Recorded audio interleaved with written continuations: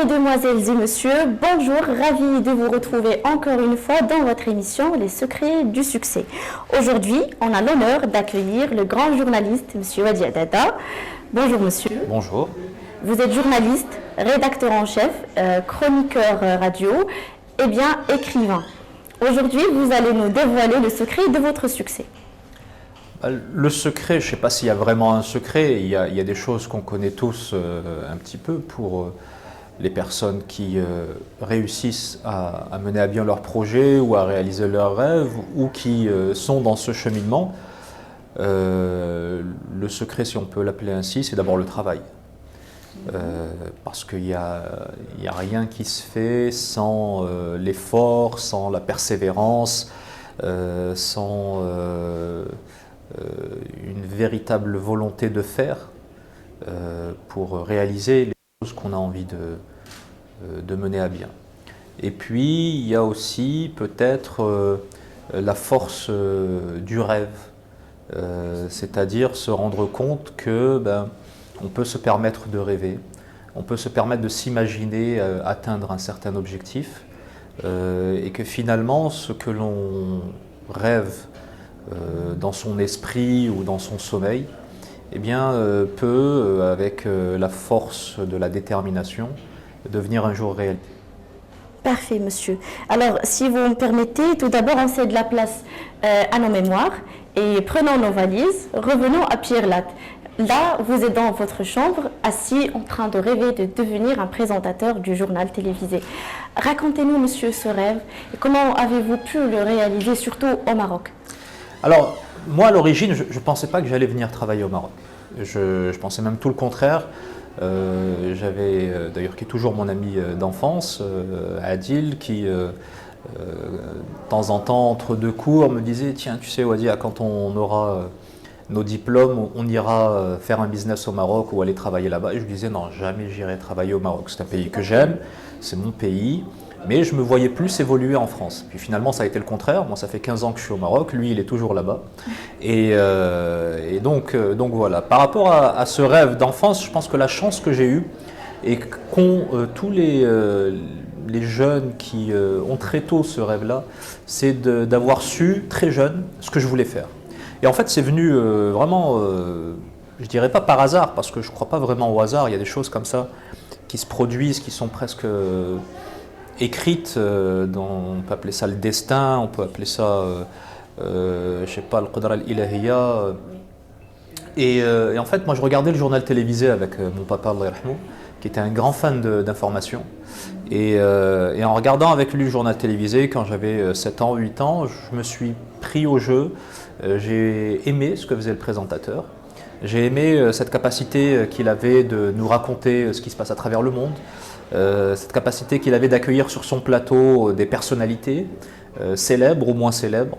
Et je me suis dit, tiens, pourquoi ne pas faire comme lui? D'autant plus que mon père était en admiration face à ce présentateur du journal télévisé, qui était Patrick Poivre d'Arvor, absolument, sur TF1. Et je me suis dit, tiens, si j'arrive à faire comme lui, je vais aussi capter un petit peu de cette admiration paternelle. Et alhamdoulilah, grâce au bon Dieu, au Radat al-Walidain ou l'Amal, c'est devenu réalité. Malheureusement, mon papa ne m'a pas vu très longtemps présenter le journal. Ça a duré 2 ans avant qu'il nous quitte, mais il l'aura au moins vu et j'aurais au moins pu tirer profit de cette admiration qu'il avait pour Patrick Poivre d'Arvor et qu'il a eu aussi pour moi en tant que fils et en tant que journaliste. On est sûr qu'il est fier de vous, ainsi que tout le peuple marocain, monsieur. Monsieur, il y a 3 ans que vous avez décidé de ne plus présenter le journal télévisé. Et là, avec la nouvelle apparition, bien l'apparition du nouveau plateau de Zen, on vous retrouve chaque week-end à la même heure et au même endroit. À la même heure et au même endroit, oui. Effectivement, j'ai repris la formule. Alors, moi j'ai présenté, avant de faire cette parenthèse, pendant 12 ans. J'ai fait 2000 éditions d'information et à un moment, j'ai senti le besoin d'aller faire autre chose.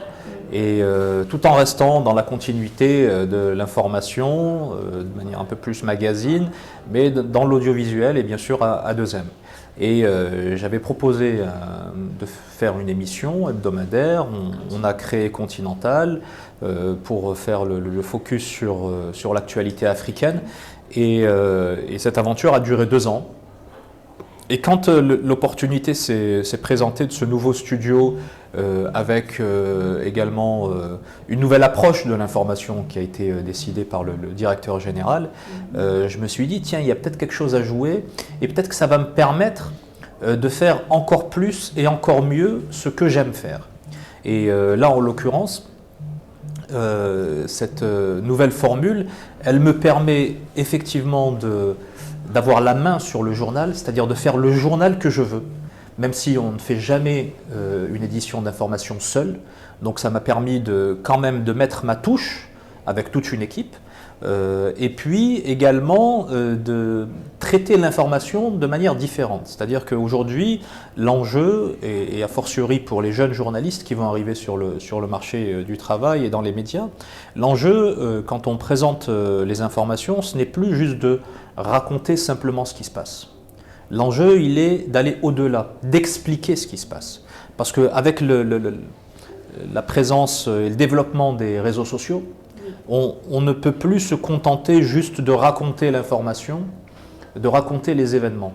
Il faut qu'on apporte plus au téléspectateur, parce que le téléspectateur, quand il vient vous retrouver et qu'il a rendez-vous avec vous à 20h15 ou à 21h15 ou à 12h45 ou 14h pour ce qui est des rendez-vous d'information de 2M, mais il a déjà vu ce qui s'était passé. Il a déjà lu sur les réseaux sociaux, il a eu des alertes, il a regardé peut-être les chaînes d'information en continu.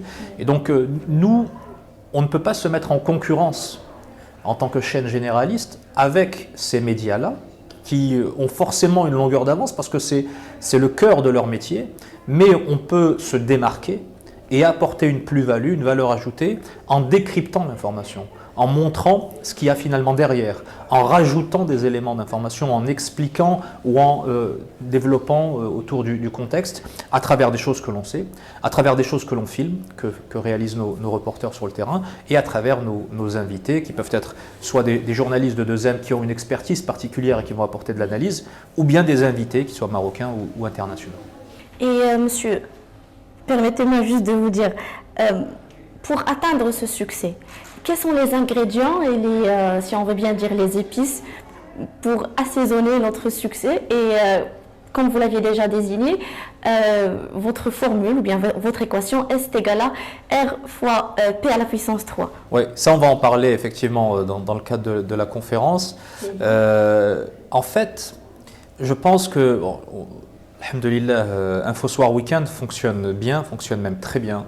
Je suis très content parce que vraiment les efforts qui sont fournis par toute l'équipe, que ce soit les journalistes, donc l'équipe éditoriale, journalistes, caméramans, chefs d'édition, tous ceux qui sont à la rédaction, mais également par les équipes techniques parce qu'il y a un travail extraordinaire qui est fait sur le plan de la lumière, de la réalisation, la décoration, etc., le son. Donc tous les efforts sont finalement récompensés par l'engouement des téléspectateurs. On a non seulement attiré vers le week-end, qui était un petit peu délaissé de manière générale, ce n'était pas une réalité qu'à 2M, on a redonné au week-end une certaine visibilité, et en plus de ça, on a attiré vers nous, vers l'information à 2M, un public qui est plus large. Et ça, on le constate, nous, à travers, par exemple, le buzz, comme on dit aujourd'hui, que font certains passages dans InfoSoir Weekend sur les réseaux sociaux. Et ceux qui animent les réseaux sociaux, ce sont des jeunes, c'est un jeune public. Et ce jeune public, s'il relaie ce qu'il voit à 2M dans les rendez-vous d'information, c'est qu'il est devant son écran, c'est qu'il est intéressé. Et c'était ça aussi le but, c'est-à-dire de ramener peut-être des personnes qui avaient quitté l'écran pendant le week-end au cours des années précédentes, et également d'attirer aussi les jeunes parce qu'il est important aussi d'informer les jeunes et ne pas les cantonner uniquement à de l'information un peu fast-food sur les réseaux sociaux ou sur des médias connexes. C'est parfait, monsieur.